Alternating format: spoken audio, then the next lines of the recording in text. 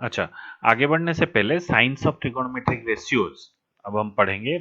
तो 9th 10th में हमने जो पढ़ा था, क्या पढ़ा था ना, बेसिक एंगल्स, जैसे कि 0 से लेके 90 तक का सारे वैल्यू हमें याद रहने चाहिए। तो जैसे देखो, जीरो अगर हम साइन का वैल्यू याद रख लें तो कॉस का वैल्यू इसका जस्ट अपोजिट है, और साइन और कॉस दोनों का याद रह गया तो ये सब हम निकाल सकते हैं। तो ये टेबल तुम्हें पूरा याद होना चाहिए। मैंने ऐसे वैसे कि टेबल पूरा नहीं लिखा है, ये कॉट सेक कोसेक का तुम खुद पूरा कर लेना। तो अब हम आगे चल के पढ़ते हैं कि आगे क्या होता है। अब देखो, ये क्या है ना, तुम्हारा 4 क्वाड्रेंट है। इसको हम first quadrant, second quadrant, third quadrant और फोर्थ क्वाड्रेंट बोलते हैं। अब ये देखो, मेजरमेंट हम कैसे करेंगे। हम अगर एंटी क्लॉकवाइज डायरेक्शन में मूव करेंगे तो ये है तुम्हारा 0 डिग्री, ये है 90 डिग्री, और रेडियन में अगर हम बोलेंगे तो पाई बाई 2 रेडियन। ये है 180 डिग्री या फिर पाई रेडियन। ये हो गया 270 डिग्री और 3 पाई बाई 2 रेडियन। और घूम फिर के वहीं अगर आगे तो ये फिर से हो गया तुम्हारा 2 पाई। तो यही सफिशिएंट है। मान लो अगर मैंने फिर से एक बार घूम लिया तो ये हो गया 2 पाई प्लस पाई बाई 2, यानी कि 360 प्लस 90 डिग्री कितना हुआ। तो 360 प्लस 90 हो गया तुम्हारा 450 डिग्री। मान लो किसी ने तुम्हें बताया कि मुझे तो क्या चाहिए ना, 3 पाई चाहिए, 3 पाई मुझे दिखाओ। तो तुम ऐसे बोलोगी कि ये फर्स्ट, ये पूरा हो गया पाई, ये हो गया तुम्हारा 2 पाई, यहां से मैंने फिर से अगर एक चक्कर ले लिया तो वो हो जाएगा तुम्हारा 3 पाई। तो इसको हम ड्रॉ कैसे करके दिखाएंगे ना, ऐसे पाई, 2 पाई, और ये हो गया तुम्हारा 3 पाई। ऐसे करके तुम 3 पाई भी दिखा सकते हो। ठीक है। अच्छा, इसको डिग्री में भी बोल सकते हो, लेकिन ज्यादातर हम रेडियन में ही बोलते हैं। अच्छा, तो अब देखो क्या हो गया ना, ये 4 क्वाड्रेंट में तो ईच क्वाड्रेंट का रेंज तुम्हें पता चल गया। ये क्वाड्रेंट है पाई बाई 2 से पाई तक, ये है पाई से 3 पाई बाई 2 तक, ऐसे ही होता है। तो ये देखो, यहां पर मैंने एक लिखा है एएसटीसी। एएसटीसी का मतलब क्या है, ये एक याद रखने का तरीका है।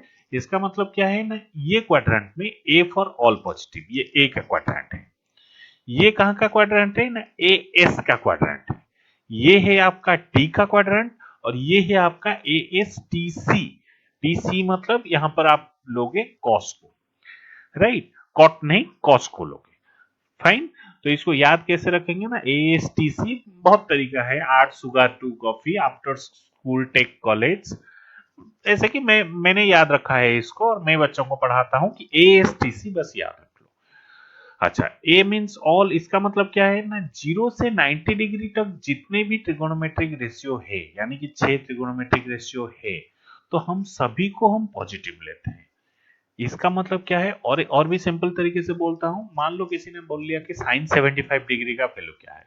वैसे हमें पता नहीं है साइन 75 डिग्री या साइन 76 डिग्री का वैल्यू क्या होगा, लेकिन हम ये बोल सकते हैं कि जो भी इसका वैल्यू होगा वो पॉजिटिव ही आएगा, वो नेगेटिव नहीं आ सकता। क्यों?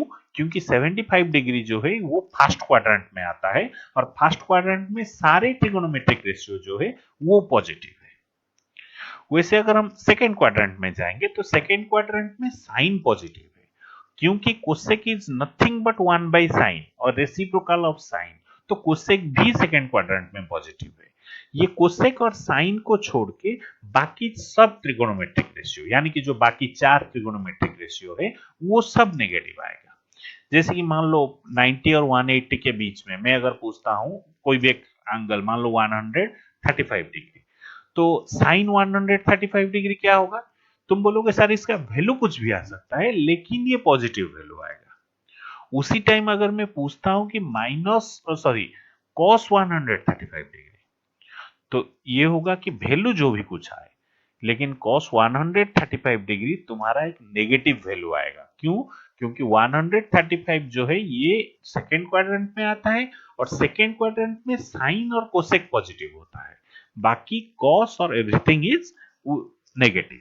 तो इसी तरह तुम पूछ सकते हो कि सर अगर tan 100 136 डिग्री मान लो इसका वैल्यू हमें पता है, कैसे निकालेंगे। तो 136 ऑब्वियसली हम नहीं निकालेंगे, लेकिन 135 बाकी सब वैल्यू हम निकालेंगे, बहुत सारे वैल्यू।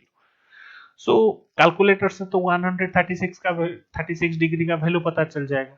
लेकिन ये नेगेटिव होगा। क्यों? क्योंकि tan तुम्हारा नेगेटिव है कौन सी क्वाड्रेंट में? सेकेंड क्वाड्रेंट में। इसी तरह जो वैल्यू हम थर्ड क्वाड्रेंट में लेंगे, यानी कि tan पॉजिटिव है और cot पॉजिटिव है। यहां अगर मैंने मान लिया cos 200 डिग्री, मैंने पूछ लिया क्या cos 200 डिग्री मतलब ये थर्ड क्वाड्रेंट का एंगल है, और थर्ड क्वाड्रेंट में tan के अतिरिक्त बाकी सभी नेगेटिव है, तो cos 200 डिग्री ऑब्वियसली नेगेटिव होगा। उसी तरह यहां अगर आ जाओगे तो cos और cos का रेसिप्रोकल है sec, ये दोनों पॉजिटिव है और बाकी सब नेगेटिव है। ये जो ASTC रूल बस इतना ही कहता है। तो आगे चल के हम कुछ एग्जांपल्स देख लेते हैं। ये देखो, if sin theta is equal to 3/5 and theta lies in second quadrant, theta कौन सी क्वाड्रेंट में? सेकेंड क्वाड्रेंट, मतलब theta is one value in between 90 degree and 180 degree, ठीक है। एंड साइन थीटा क्या होता है ना? 3/5। अच्छा ये देखो साइन थीटा 3/5 क्या है? क्वेश्चन सही है? हाँ सही है, क्योंकि सेकेंड क्वाड्रेंट में साइन तो पॉजिटिव होगा। मान लो अगर ये क्वेश्चन पे ऐसे दे दिया गया होता sine theta is equal to -3/5 and theta lies in second quadrant, तो तुम बोलते कि सर ये क्वेश्चन गलत है। क्यों? क्योंकि सेकेंड क्वाड्रेंट में साइन नेगेटिव हो ही नहीं सकता। अब समझ में आ गया? Find the order trigonometric ratio. तो पहले हम क्या करेंगे ना, ज्योमेट्रिकल इंटरप्रिटेशन निकालते हैं, मेथड 1। ये थोड़ा इजी होता है। अच्छा, ज्योमेट्रिकल इंटरप्रिटेशन क्या है ना, साइन थीटा क्योंकि तुम्हें पता है दिस बाय दिस, सो ये है तुम्हारा 3, ये हो गया 5, तो पाइथागोरस थ्योरम के हिसाब से ये हो गया आपका 4, तो cos थीटा हो गया 4/5। लेकिन क्योंकि सेकेंड क्वाड्रेंट में थीटा है, तो सेकेंड क्वाड्रेंट में ओनली साइन और कोसेक पॉजिटिव, बाकी सब नेगेटिव। तो कॉस क्या क्या होगा? थीटा का कुछ भी वैल्यू हो सकता है सेकेंड क्वाड्रेंट में, बट कॉस तुम्हारा नेगेटिव होगा। क्योंकि यहाँ पे cos 4/5 आता है, तो बस एक नेगेटिव साइन लगा दो। उसी तरह tan 3/4, तो एक नेगेटिव साइन लगा लो। cot reverse of tan -4/3। Cosec, cosec क्या है ना, इसको साइन का रेसिप्रोकल ले सकते हो, या फिर ज्योमेट्रिकली आप इसको बोल सकते हो दिस 5/3, क्योंकि साइन है 3/5, सो ये हो गया आपका 5/3। लेकिन कोसेक पॉजिटिव आ गया। क्यों? क्योंकि सेकेंड क्वाड्रेंट में कोसेक भी पॉजिटिव है साइन के साथ साथ। अच्छा ये अब ये देखो, ये sine square theta plus cos square theta is equal to 1 वाला फॉर्मूला अगर तुम यूज करोगे, जो कि तुमने लोअर क्लासेस में 9 10th में पढ़ा था, इसे भी हम निकाल सकते हैं। लेकिन देखो, लेकिन मैंने क्यों बताया, ये देखो ना, यहां से क्या मिलेगा ना, cos square theta is equal to 1 minus sine square theta. अब तुम्हें पता चल चुका है कि cos theta is equal to plus minus root over of this, तो यहां से हमें क्या मिलेगा ना, प्लस माइनस 4/5, क्योंकि अब हम जान चुके हैं कि थीटा सेकेंड क्वाड्रेंट में रहता है और ये नेगेटिव नहीं हो, सॉरी ये पॉजिटिव नहीं हो सकता, तो इसीलिए हमने यहां से पॉजिटिव साइन को हटा दिया और cos में सिर्फ हमने नेगेटिव साइन को रखा। लेकिन जो लोअर क्लासेस में हम पढ़ते थे, हम सिर्फ फर्स्ट क्वाड्रेंट में डील करते थे, तो इसीलिए ये जो नेगेटिव या पॉजिटिव ऐसा कुछ नहीं होता था, सभी ट्रिगोनोमेट्रिक रेशियोज पॉजिटिव होते थे। राइट, यही है हमारा नया, मतलब जो लोअर क्लासेस में नहीं था, अब हम जिसे पढ़े।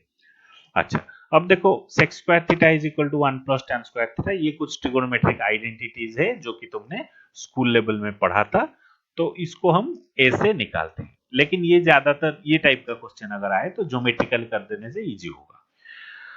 तो और एक क्वेश्चन देखो, if sin theta is equal to -3/5, sin theta is equal to -3/5 और theta lies in pi to 3π/2, यानी कि कौन सी क्वाड्रेंट में? पाई टू 3π/2, इसका मतलब है थर्ड क्वाड्रेंट में थीटा रहता है। तो थर्ड क्वाड्रेंट किसका घर है ना, tan और cot का घर है।